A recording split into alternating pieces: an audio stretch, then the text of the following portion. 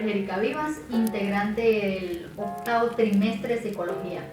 El presente video es para concientizar e informar acerca de qué son los dilemas en la psicología, los dilemas de la ética en la psicología, y aparte hablarles acerca del intrusismo de algunas pseudociencias que se están viendo actualmente en el país. ¿Qué son los dilemas éticos en la profesión de la psicología? Bueno, son simple y llanamente conflictos que se dan entre las creencias, valores y la misma ética. Un psicólogo, cuando tiene que tomar alguna decisión, lo hace en base a su ética y en base a sus conocimientos, pero a veces esa decisión choca y entonces no puede ser completamente mala la decisión ni tampoco completamente buena.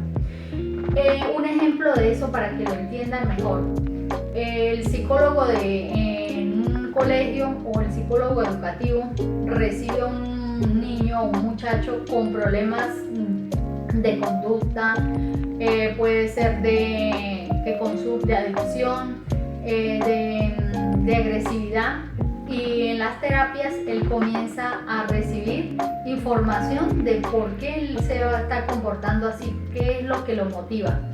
Y en esa información él le dice que el papá lo está abusando. Esto es un simple ejemplo. El papá lo está abusando. Entonces aquí es donde entra el dilema del psicólogo, en que si guarda esa confidencialidad que le está teniendo el niño a él, o el adulto o el joven al psicólogo, o si él le comenta a la mamá o a las autoridades para frenar lo que está sucediendo. Entonces, un pequeño ejemplo de lo que son dilemas en esta parte que es la psicología, que es lo que nos corresponde. Ahora continuamos con el segundo punto, que es el avance del intrusismo de las pseudociencias, como es la constelación familiares, como es la bioneuroemoción, como es el coaching y como lo es la biodescodificación psicológica. Pero, ¿qué significa el intrusismo?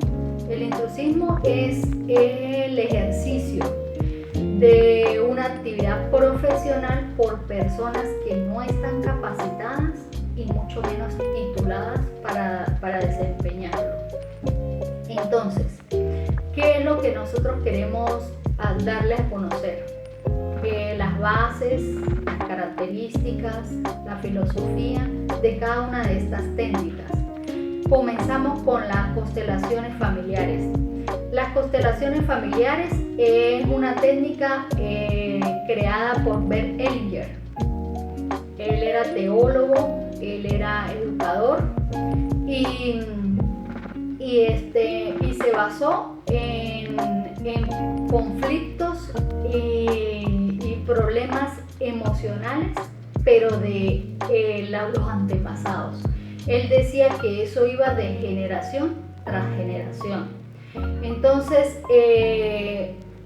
otro de los fundamentos de esta constelación era los principios de los indígenas, tanto colombianos, peruanos, mexicanos, como la religión de Sudáfrica. ¿Cuáles eran estos principios? El primero era el de vida, de inclusión, que todo era con todos. Un ejemplo, que allí iban incorporados los homicidas, los asesinos, los violadores, los corruptos, el que embarazó a la abuela, se fue y más nunca volvió. O sea, que eran todos con todos, porque todo tenía que ver con la historia de la familia. El segundo principio es el de la jerarquía, que nadie puede ocupar el lugar de nadie. En este caso, el del padre. El del padre es, aún estando en la casa o en su ausencia, nadie puede sustituirlo ni ocupar ese lugar, ni los hijos ni las hijas. Y por último, el de recibir, el de dar y el de tomar. Este principio es como un ejemplo de eso es que si yo me caso con X persona, yo lo tomo a él tal cual como es, no pretendo cambiarlo.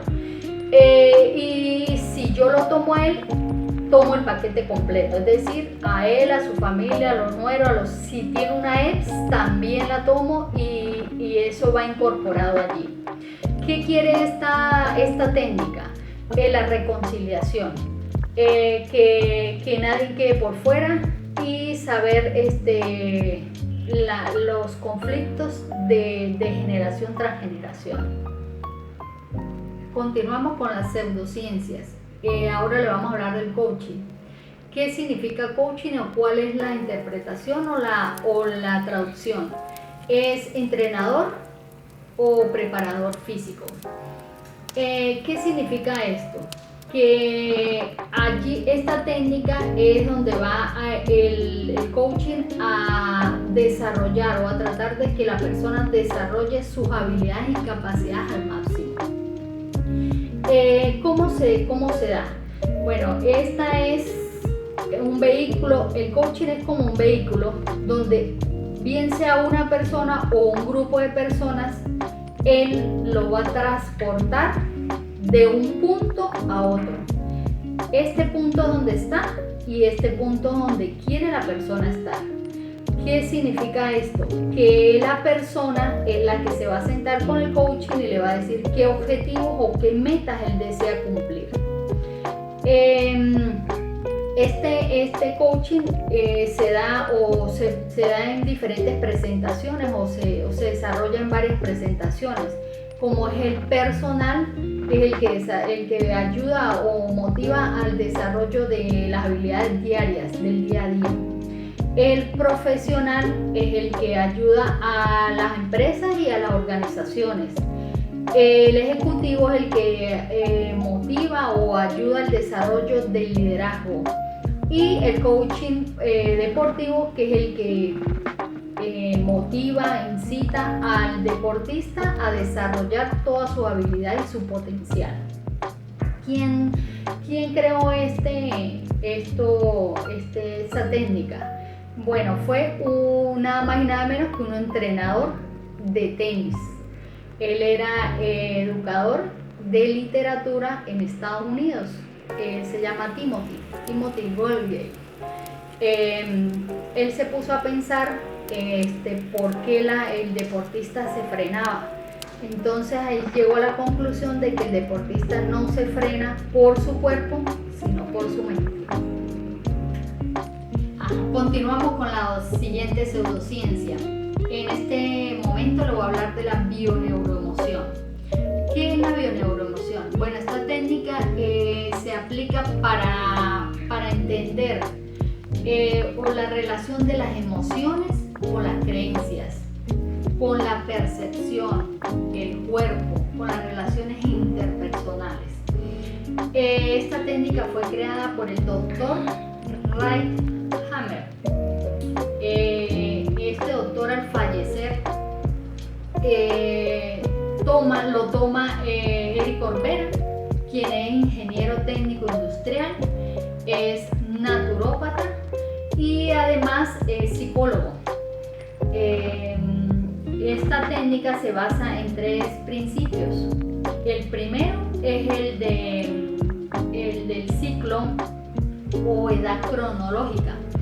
¿Qué quiere decir la edad cronológica? Es la edad en que la persona nace, la edad cronológica es la persona en que se busca o se obtiene la información acerca del desencadenamiento de dicha situación. O sea, es decir, se va a donde desencadenó esa situación. El proyecto sentido. El proyecto sentido es desde que es la concepción del individuo hasta los 3 años. En ese periodo se analiza qué fue lo que sucedió entre los padres. Y por último tenemos el de árbol genealógico. En este se consiguen o se analizan los nacimientos, la fecha de nacimiento, los fallecimientos, las profesiones de cada familiar para buscar una relación o una comparación y determinar de dónde viene o qué fue lo que ocasionó ese desencadenamiento de esa situación. La bioneuroemoción es, como les dije, una técnica. Es una técnica que lo que busca es una relación de las emociones con lo que nosotros estamos pensando, con que ese pensamiento, ¿qué me hace para yo sentirme de esa manera? Entonces eso es lo que trata ella de buscar, esa relación del pensamiento y las emociones. Por último, la otra pseudociencia que les voy a hablar es la biodescodificación. Esta fue fundada o creada también por Hammer, el doctor, pero con la ayuda de Anne Schulderbein, y quien era una psicóloga y era profesora rusa, una maestra rusa, y Christian Fletch, quien fue un maestro en PNL, biodescodificador, bioterapeuta, y ellos ayudaron a formar esta técnica. Y también aquí la que más suena, el que más que se ve metido en esta técnica es Eric Corbera, que igual que la bioneuroemoción, él trabaja con esas dos técnicas. ¿Qué es la biodescodificación?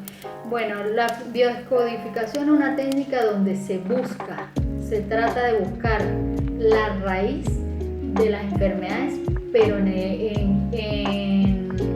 las emociones y en los sentimientos.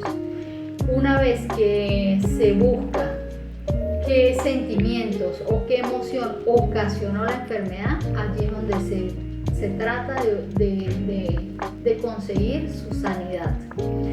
Esta técnica tiene marcadamente la base biológica.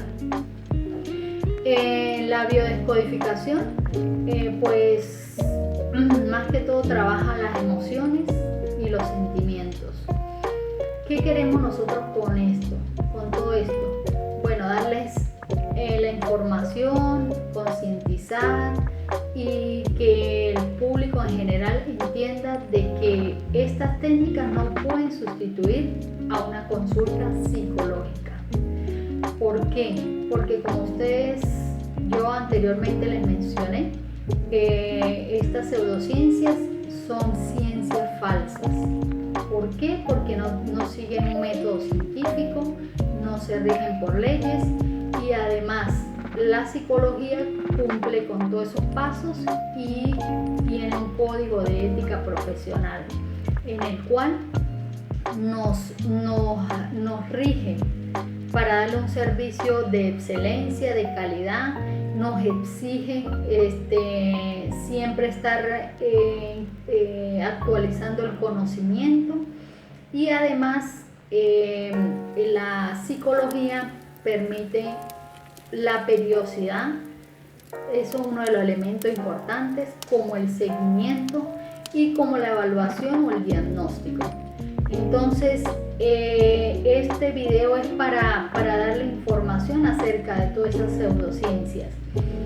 No estamos en contra de ellas, pero ya queda a criterio del psicólogo si las quiere utilizar, pero como complemento.